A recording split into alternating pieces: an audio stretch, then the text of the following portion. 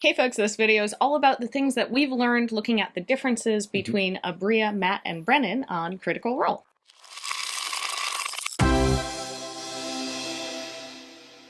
The first thing that we want to put out there is this video does feature a magical bamfing baby. So yeah, there wasn't an inconsistency in editing. It's just she needed some attention. But after that, look, we are only really addressing what we've seen from Brennan, Aabria, and Matt as GMs, as dungeon masters for Critical Role. We know that they've done it plenty of other places, but we're staying kind of focused there.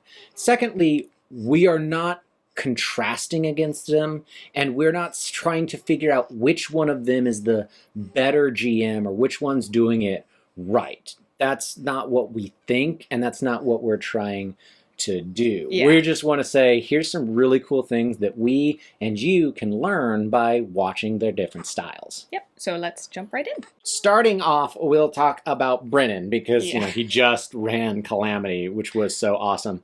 The first thing that I really noticed about Brennan that stood out to me as different is he gives so much information. Like, he loves telling people what's going on and history and lore and he doesn't hide the info behind roles very often. I mean, of course, he asks for roles, history checks, and things like that. But he's just really excited to share information with the players. And I think sometimes game masters will almost gatekeep information. But I mean, you know, this beautiful story and history that he created or he worked on with Matt, yeah, why not share it? And I love that, and I think it lets the players and characters make more informed decisions. Yeah. And I love that. Yeah, and I think it actually makes it more impactful for the players because they know more of what's going on. So when things happen that get revealed, they have the info to understand why that's important. Absolutely. To really add the suspense, I love that he does visible roles. He lets the players know here's the target. Both when he's doing the visible roles as well as when he's given the players, okay, this is going to be difficult. Here's the target DC. It builds up that suspense. Everybody is watching that die to see what's the number, so they all get to find out at once. Did this succeed? Did it fail? And it makes it very, the whole table is in it together, including the game master. And I think sometimes when you hide those roles, the game master gets to know first and then inform the players rather than everybody finding out at once. And I think inadvertently, sometimes that can create the idea that the game master is the one that's deciding you failed, or the game master is the one that's allowing you to succeed. And I'm not saying Matt and Aabria make it seem that way. Just sometimes. And by having those rules in front of the board, everybody's watching the basketball go around the hoop and is it going to go in or not? And it's great. Something that I like that Brennan does is he calls a lot of audibles.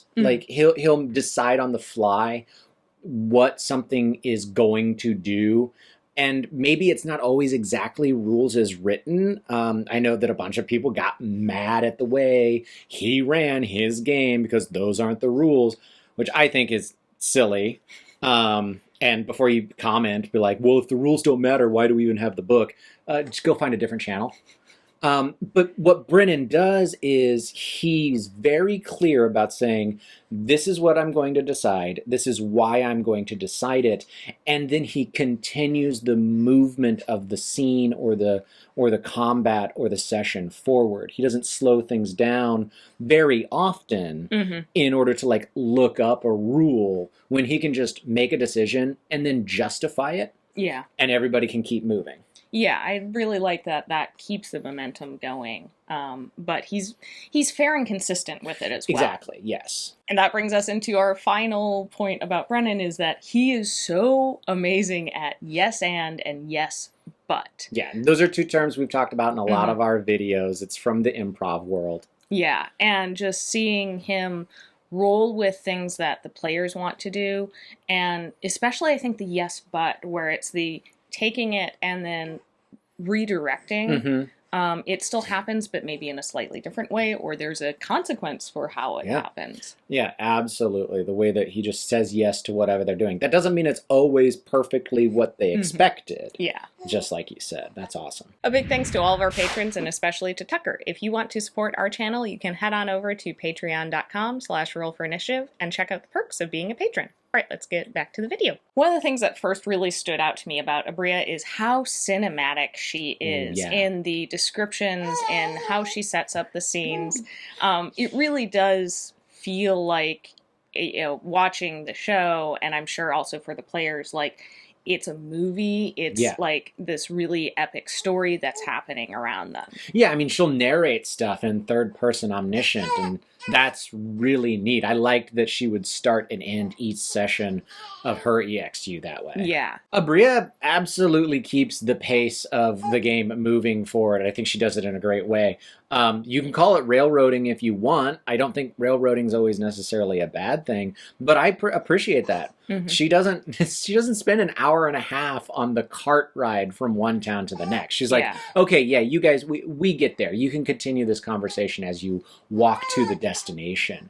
And I like that. It keeps a good sense of energy to the entire session. Inspiration is something that Aabria uses that neither Matt or Brennan do, and I really like that she uses it. And it, I think, helps create this atmosphere of everyone at the table is trying to entertain each other, and the inspiration provides the mechanic behind that.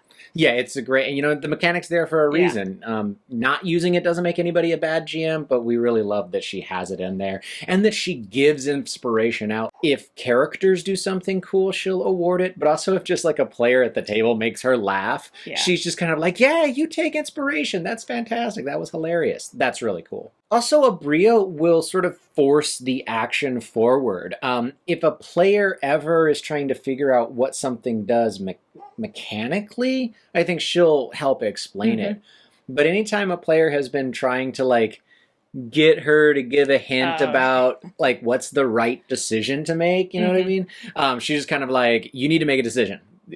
We've got to figure this out. This is 6 seconds. Make a decision. We'll deal with it afterwards. Yeah. There's no wrong decisions, but come on, you got to do something. And it's never in a like punishing the player, right? But it's just the like keeping the momentum and not allowing somebody trying to make a decision to slow down the momentum, and also realizing like, your character might be trying to make the same decision, but you only have 6 seconds. So just make a decision, and there isn't a wrong decision as long as you make one. Exactly, because she does it outside of combat. We were saying the 6 sessions, but it's outside of combat too. It's like, your character might make a bad decision. That's okay. 4 things really stand out to us as far as Matt as a game master goes. And I think for me, the biggest one is the characters. I mean, he has so many voices that he has prepared. And like clearly watching him run the games, there's just got to be pages and pages of lists of names and who their family is and their background, like more than just a list of names. And he can keep so much of that straight in his head. And it's awesome. Plus, I love all of the voices that come up. And then also that those characters have progression throughout, like the reoccurring NPCs. We get to see them grow and change throughout. So also keeping track of those storylines. And that flows into our second point, which is just the world building. I mean...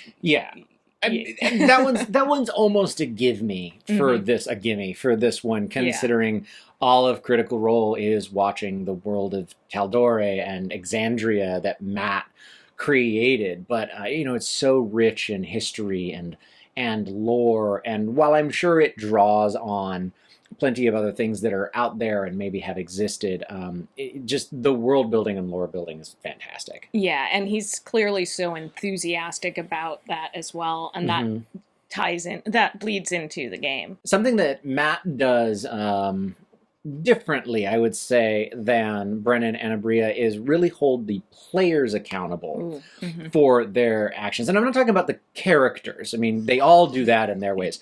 But like Matt holds the players accountable.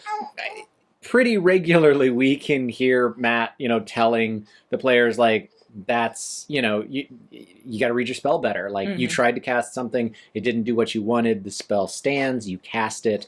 Let's deal with that. And he doesn't do it in a way that I think feels mean or snide or like he's teaching them a lesson. Yeah, and he'll even stop to like double check a rule if there's ever like a confusion over it.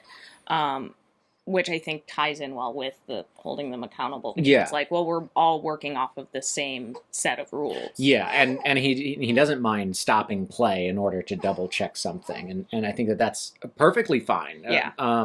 Good way of GMing. And then the final thing that Matt does a little differently is it feels very much like he reacts to the player's choices. Yeah. He has a story, he has a narrative kind of in mind. Oh, yes! And Valkyrie even has some thoughts on it, too. So yeah, he's reacting to the players. Yeah, but he's really letting the players drive where exactly the story goes. I think for me, you know, it does sometimes feel like he's playing catch-up to the players, or even herding cats. Yeah. I don't think that makes him a lesser GM or DM or whatever. That's not what I'm saying. But that sometimes does. I mean, how many times throughout the 7 years have we heard him say, "Okay, come on, guys, let's focus in a little bit." But everyone's clearly having so much fun. It's not negative, it's just something that happens. Yeah. Those are some of the big differences that we noticed between these three amazing dungeon masters. And I know the video is almost over. It's certainly not the only difference. And again, we're not saying any one of them is better than the other, or that any one decision's the right decision. I love that on Critical Role we're starting to see more ways that people can GM, and that those ways can be different and still be amazing. Yeah, and there might be something from each of these game masters that you incorporate into how you run things, because every game master is going to have a different style. And you can certainly learn from other people. You can learn from other game masters. You can learn from the players. So I hope that one of these things is something that you can learn from. Absolutely. What did you learn from watching all of them run their different campaigns? Let us know in the comments below. Maybe you learned how to share more information, or you learned how to be a better world builder. We'd love to hear all of those conversations, and stay engaged here and on Twitter and all kinds of stuff. Yep. So until next time, I'm Dawn. I'm Ryan. And I'm Valkyrie. And this is Roll for Initiative. Bye. Bye.